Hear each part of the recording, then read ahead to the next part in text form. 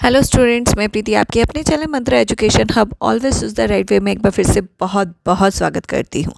आज की क्लास में हम बात करने वाले हैं डाइवर्सिटी के बारे में। इसमें हम लोग बात करेंगे डाइवर्सिटी क्या है, उसकी डेफिनेशन देखेंगे, साथ में लर्नर्स में किस तरीके की डाइवर्सिटी देखने को मिलती है, साथ ही अगर हम स्पेसिफिक क्लासरूम में जा रहे हैं एज अ टीचर तो हमें किस तरीके की डाइवर्सिटी देखने को मिलेगी और टीचर का क्या रोल हो सकता है, किस तरीके से सपोर्ट करना चाहिए डाइवर्सिटी को, किस तरीके से मैनेज करना चाहिए, तो उसके हम कुछ पॉइंट देखने वाले हैं आज की क्लास को आगे बढ़ाने से पहले अभी तक आपने चैनल को सब्सक्राइब नहीं किया है तो जल्दी से चैनल को सब्सक्राइब, बेल आइकन को दबाना बिल्कुल मत भूलिएगा। लास्ट तक क्लास में बने रहिएगा। कैसी लगी क्लास ये ज़रूर बताइएगा। पसंद आए तो लाइक और शेयर बिल्कुल किए बगैर बिल्कुल मत जाइएगा। साथ ही आप कोई टॉपिक देखना चाहते हैं या आपकी कोई इंक्वायरी है वो कमेंट सेक्शन में छोड़ सकते हैं, मैं जल्दी उस पर रिप्लाई करूँगी आपका। और साथ ही आप हमें फेसबुक और इंस्टाग्राम पर भी फॉलो कर सकते हैं, लिंक मैंने डिस्क्रिप्शन पे दे दिया है। चलिए बिना वक्त ज़ाया किए आज की क्लास को शुरू करते हैं और देखते हैं डाइवर्सिटी क्या है। डाइवर्सिटी के बारे में हम सबसे पहले बात कर लेते हैं। डाइवर्सिटी वर्ड जो है फ्रेंच वर्ड डाइवर्साइट से जो है आया है, जिसका मतलब है अलग होना, सिमिलर ना होना। जनरली ये वर्ड जो है वो यूज़ किया जाता है कि डिफरेंट जब लोग एक साथ एक ग्रुप के अंदर आते हैं या एक ऑर्गेनाइजेशंस के अंदर आते हैं तो उसमें सभी लोगों के जो एलिमेंट्स होते हैं या उनके कंपोनेंट्स हैं या उनके बिहेवियर्स हैं वो सारे अलग अलग होते हैं, अलग अलग जगह से लोग आए हैं, तब इस वर्ड को यूज़ किया जाता है डाइवर्साइट के नाम से। इसी को जो है धीरे धीरे हम लोग एजुकेशन के अंदर भी डाइवर्सिटी के नाम से जो है जानते हैं। मारियम वेबसाइट डिक्शनरी 2013 के अंदर डाइवर्सिटी की डेफिनेशन कुछ इस तरीके से दी गई है। The inclusion of individual representing more than one national origin, colour, religion, social, economic stratum, sexual orientation etcetera.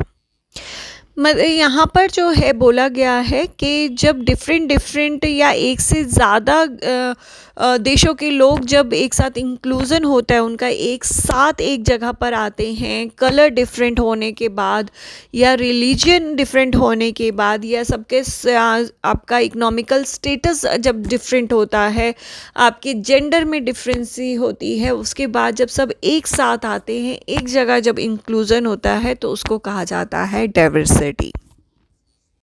अभी हमने बात करी थी डाइवर्सिटी की। डाइवर्सिटी क्या होती है? जब डिफरेंट नेशन के लोग जो हैं, डिफरेंट रिलीजन के लोग, डिफरेंट जेंडर के लोग जब एक साथ एक जगह पर आते हैं तो उसको इंक्लूज़न होता है उनका, तो उसको कहते हैं डाइवर्सिटी। यानी जब एक साथ डिफरेंट लोग हैं यानी सिमिलर नहीं है, उसको बोला जाता है डाइवर्सिटी। तो आज अब जो हम बात करेंगे वो करेंगे डाइवर्सिटी ऑफ लर्नर्स में। लर्नर्स में किस तरीके की डाइवर्सिटी हमें देखने को मिलती है। जनरली हम जब लर्नर डाइवर्सिटी की बात करते हैं तो स्टूडेंट्स की बात कर रहे हैं कि क्लासरूम में कितने तरीके के बच्चे होते हैं।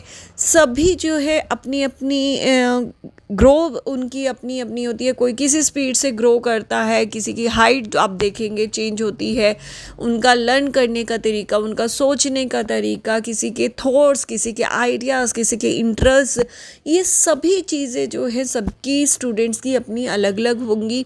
कोई भी आपको बच्चा ऐसा एक जैसा नहीं मिलेगा कि उसके सभी इंटरेस्ट, उसकी ग्रो, उसके जो हाइट है या उसका लर्निंग स्टाइल है, उसकी जो किसी के लिए उसकी या कह सकते हैं स्ट्रेंथ, वीकनेस, सभी एक जैसा हो, ऐसा पॉसिबल नहीं है।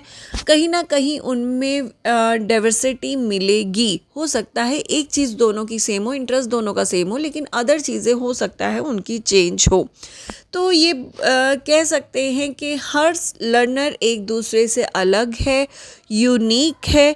अब वह टीचर की है कि टीचर उस डाइवर्सिटी को कैसे लेती है, उसको कैसे स्ट्रेंथ बनाती है क्लास की, उसको किस तरीके से लेकर आगे चलती है। तो वो टीचर की कैपेबिलिटी है, टीचर की स्ट्रेंथ है कि उसकी क्लास में कितने तरीके की डाइवर्सिटी है और उसको किस तरीके से टीचिंग के अंदर यूज़ करती है।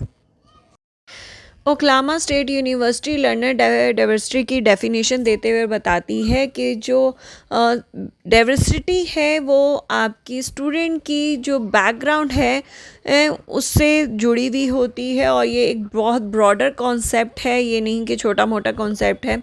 जब एक क्लासरूम में जब एक बच्चा अंदर से जब डिफरेंट होता है तो उसे डाइवर्सिटी कहते हैं, या डाइवर्स होता है, वो एक दूसरे से अलग होता है।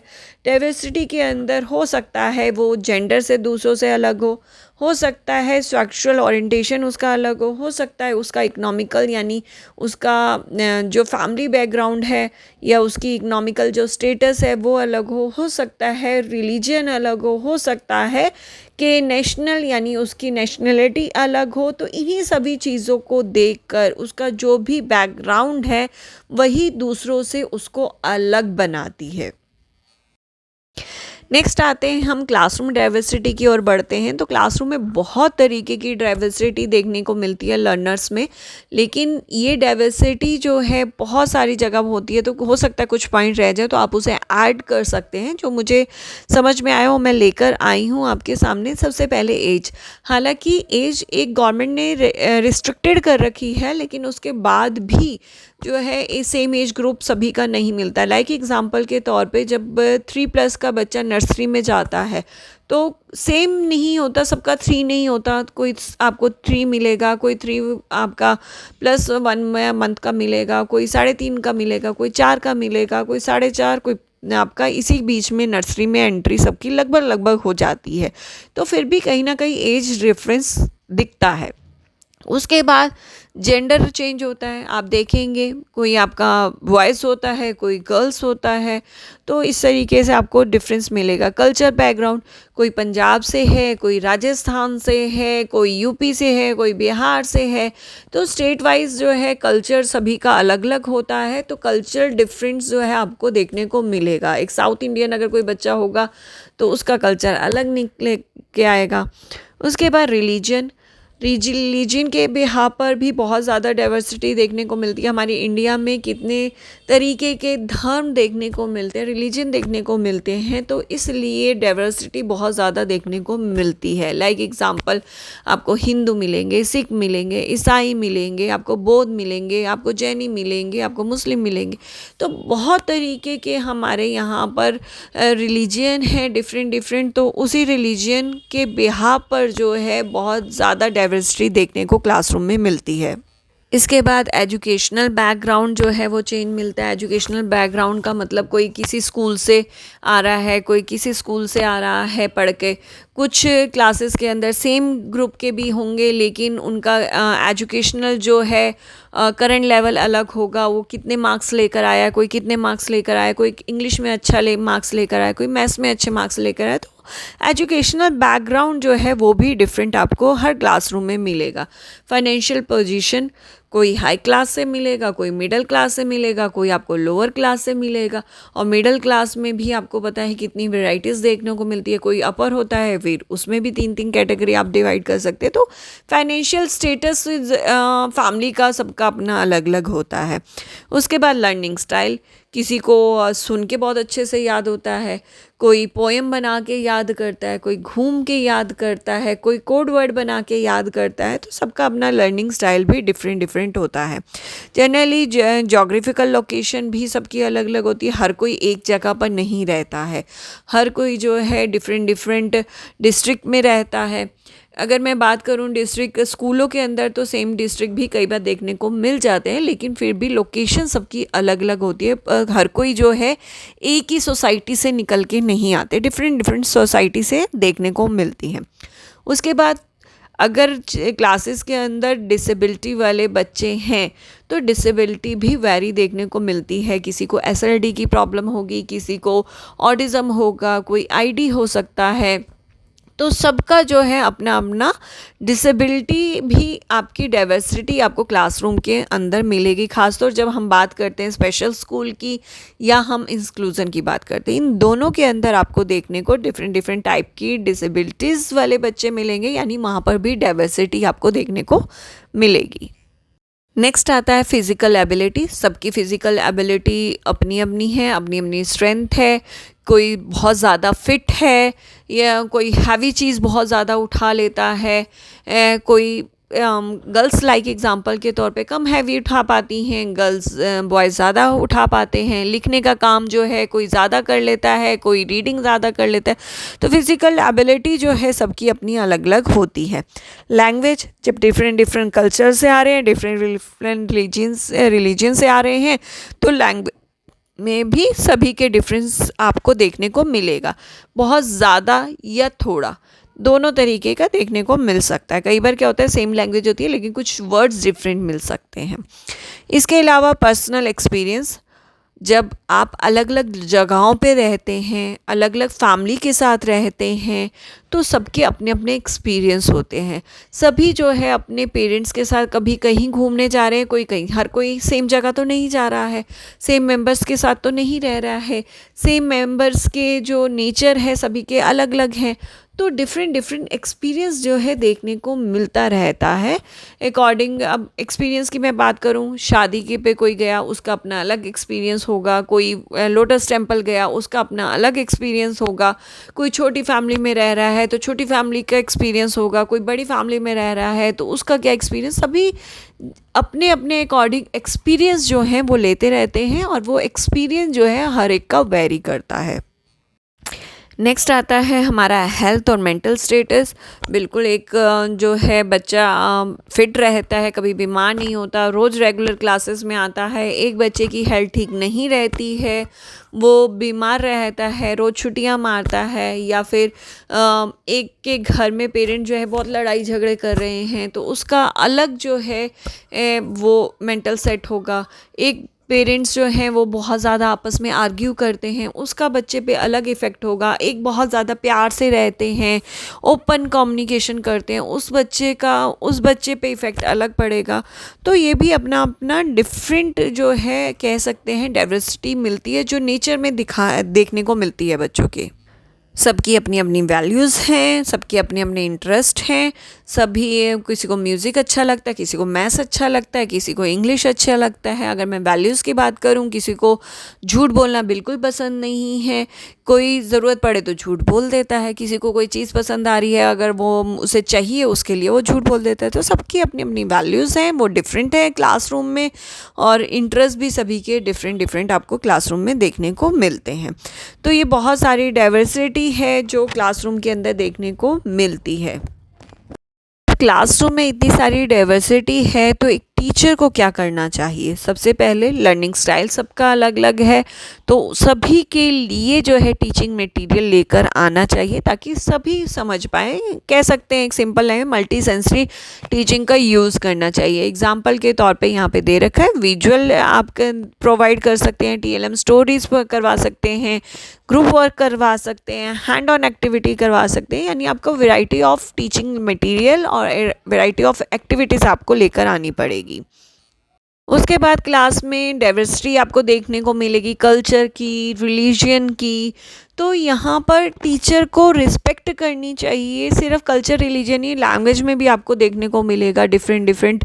तो एक टीचर को डाइवर्सिटी की रिस्पेक्ट करनी चाहिए और उसको जैसे लाइक एग्जांपल अगर कल्चर्स हैं या डिफरेंट डिफरेंट रिलीजन है, उसके फेस्टिवल्स को जो है सेलिब्रेट करना, या डिफरेंट लैंग्वेज अगर यूज़ हो रही है तो उसकी रिस्पेक्ट करते हुए उसके जो वर्ड्स है उसे लर्न करना, दूसरों को सिखाना कि ये भी एक वर्ड है, इसको ऐसे भी बोला जा सकता है। तो वहाँ पर उसको रिग्रेट ना करने की बजाय जो है वहाँ से लर्निंग करना, नई नई चीज़ें सीखना, हम लोग दूसरों को भी वो चीज़ सिखा सकते हैं, अदर स्टूडेंट्स को भी। इसके अलावा बच्चों की स्ट्रेंथ जो है वो अलग अलग होती है। कोई बच्चा बहुत अच्छा करता है, कोई बच्चा डाउन करता है। तो जो बच्चे सही नहीं कर रहे हैं या उन्हें सपोर्ट की नीड है तो उनको सपोर्ट जो है प्रोवाइड जो है टीचर द्वारा किया जा सकता है। Next, encourage collaboration. अगर डिफरेंट डिफरेंट डाइवर्सिटी के लोग हैं, आपस में कोलाब्रेट करेंगे तो कहीं ना कहीं बच्चों एक दूसरे की रिस्पेक्ट करेंगे, डाइवर्सिटी की, एक दूसरे से लर्न करेंगे, डिफरेंट बैकग्राउंड लर्न करेंगे।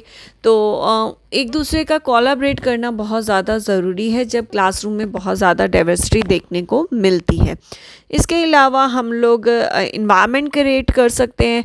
अब ये इन्वायरमेंट जो है बच्चों की नीड के अकॉर्डिंग जो है आपको करना है। बच्चे की नीड एज अ टीचर आपको पता होनी चाहिए, या बच्चों को किस चीज़ से बुरा लग सकता है वो पता होना चाहिए। पॉजिटिव कह सकती हूँ कि पॉजिटिव इन्वायरमेंट क्रिएट करना, नेगेटिविटी को दूर करना, ये बहुत ज़्यादा ज़रूरी है एज अ टीचर।